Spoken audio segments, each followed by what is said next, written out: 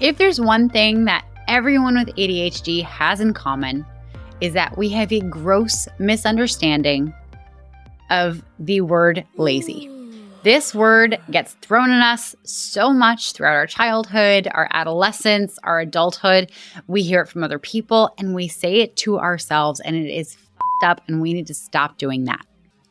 Because what we often perceive as laziness in ourselves often is a whole slew of other things. I'm going to go through what they are in this episode.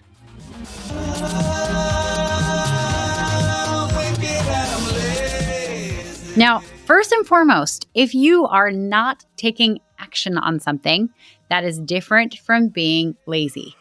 Oftentimes, laziness is the label that we slap onto other things like executive dysfunction, needing rest, or gear shifting. And I'm going to help you see the difference.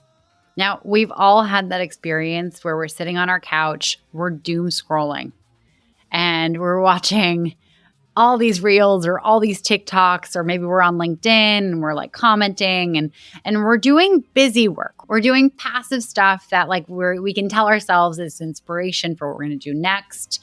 We might be engaging with our community, which ups the algorithm. So if we do post something, they'll see it. But in the back of our mind, we know that thing that we need to be doing, that we should be doing right now. And in our mind, we're actually like working really hard at it. I did this for a solid hour yesterday. I had to create a script for a video. And I kept telling myself that I would just read one more BuzzFeed article. One more BuzzFeed article about, actors who took a hiatus from acting or who quit the industry completely. One more article about how, peaches aren't good for you or whatever. I don't know. BuzzFeed has the most ridiculous stuff. It's not useful information. I don't know why I need to fill my brain with it, except that it is a great delay tactic when I'm in executive dysfunction. Now, here's the difference between being in executive dysfunction and being lazy. Now, when you're in executive dysfunction, you want to do the task. You are trying very hard to mentally make yourself do the task.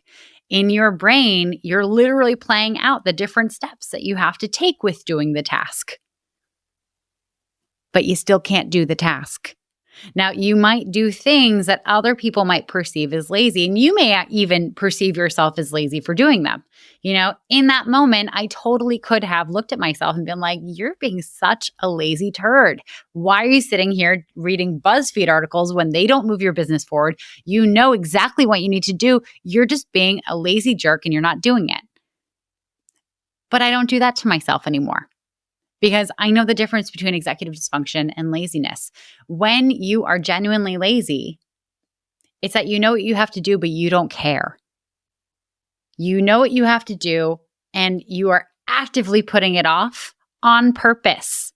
Now, this isn't saying that you're never lazy. I'm sure you are. I know I'm lazy in a lot of ways. I'm lazy when it comes to laundry. I have mountains of clean laundry because I hate folding laundry. I will be actively lazy about avoiding folding that laundry. I will spend the next 3 weeks digging through these piles of clothes for the clothes that I need instead of folding it. I have no desire to fold it. It is just going to look that way, and I'm okay with it. That we can slap the lazy label on. But the stuff that we apply the lazy label to are usually the things that we genuinely do want to do, especially in our businesses. Now, executive dysfunction can happen for a whole slew of reasons. It could be that you don't know how to do the thing. A really common thing for people with ADHD is we learn really quickly. And so we're used to being really good at stuff really quickly. And when we're really good at something and we enjoy it, we have no problem getting up and jumping right into it and getting into action and doing the thing. But when we don't know how to do it, and we don't know if we're going to be good at it, and we don't know if we're going to enjoy it, that's a lot of hurdles for us to overcome. So if you're slapping the lazy label on yourself over not doing a thing that you've never done before, or maybe it's your first time doing, is it really you being lazy, or is it you not being confident at being good at it? Is there too big of a hurdle of you needing to learn how to do it? That is a completely different thing from being lazy. Sometimes being lazy is just a massive sign from the universe that, hey, you need to hire someone else to do this for you. It's going to be way more productive if you hire someone else to do this for you.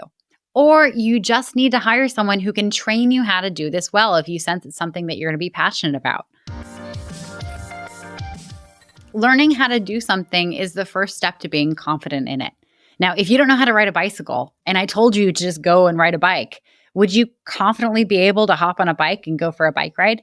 Probably not. You'd probably look at me sideways and think like, what are you thinking? No, I'm going to fall. I'm going to die. I'm going to get hit by a car.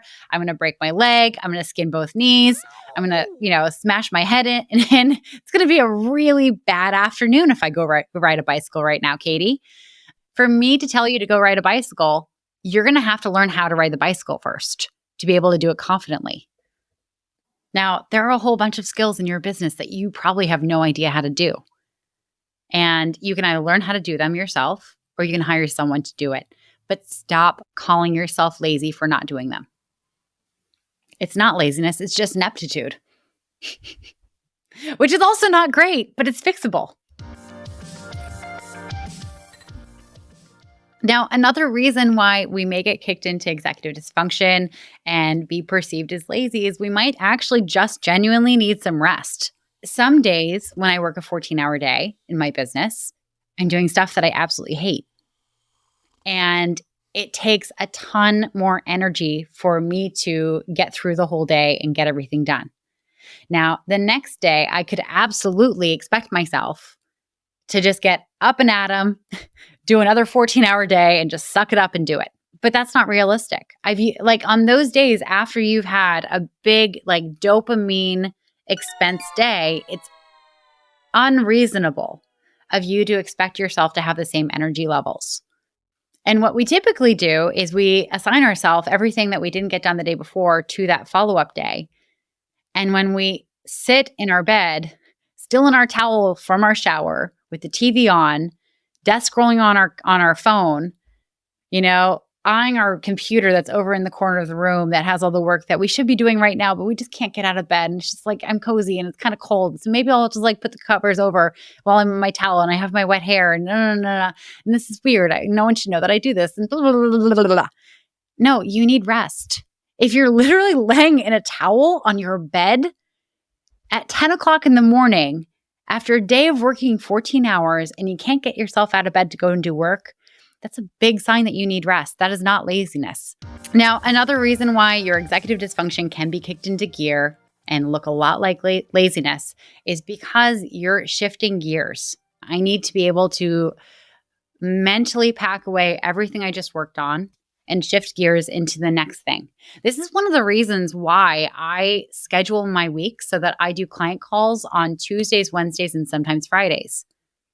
Because there's stuff that I have to do that's work in my business. And I can't get into it if I'm shifting between that and client calls.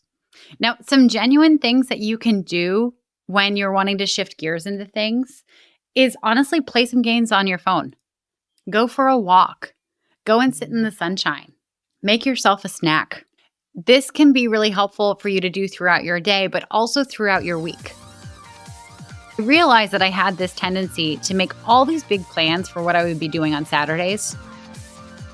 I'd have a whole itinerary and a whole to-do list and errands that I'd need to run. And Saturday morning would come and I'd wake up and I'd drink coffee and I'd sit on my couch, stressing out about everything that I need to do, but not getting up and doing them. And before I'd know it, it would be mid-afternoon. I'd feel terrible for how behind I was. I'd feel completely exhausted because all I was doing was stressing out about doing it. And at that point, I would have to go and do a couple of them, go and buy food because I'd be hungry, but I wouldn't get anything else done. And so I would literally go into Sunday feeling behind on my weekend, which is fucking ridiculous. So I decided to give myself this new routine. So just like back when I was a kid, watching one Saturday morning, I would assign myself a movie that I had seen a million times before, something that wasn't a big intellectual flex for me to take in, something like You've Got Mail or Forrest Gump. And let me tell you, I got so much more done on Saturdays. Most Saturdays. Some Saturdays, I would legitimately sit on my couch watching movies all day long. And that was okay because I made a deal with myself that if I needed to do that, I needed to do that. It had to be rest. But we all know that sitting somewhere, being stressed out about the things that we have to do that we're not doing doesn't count as rest. It actually exhausts us further. Which brings me to the ultimate point here is you need to stop calling yourself lazy. And instead, you need to start with the narrative that you are strategically using rest.